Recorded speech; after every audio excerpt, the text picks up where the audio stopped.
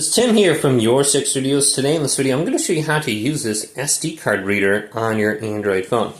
So this SD card reader actually has USB-C, so I don't need an additional adapter, so that's convenient. Otherwise you're going to have to take the USB end and plug into a USB end here that converts into a USB-C so you can plug it in. So you can just plug in your SD card if it's from like your phone camera or something like that, wherever.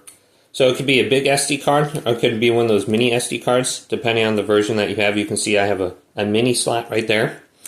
So this one is just an ONN one I bought from Walmart. It's easy enough. I can just plug it in here on the bottom. Then to access this, you want to swipe up from the bottom and go to Files. Now on your Samsung phone you'll have My Files, on your other phones you'll have Files.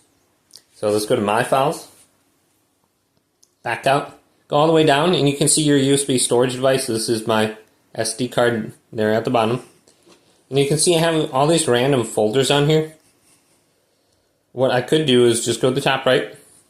I can format it, delete everything off there, and then create a folder for photos.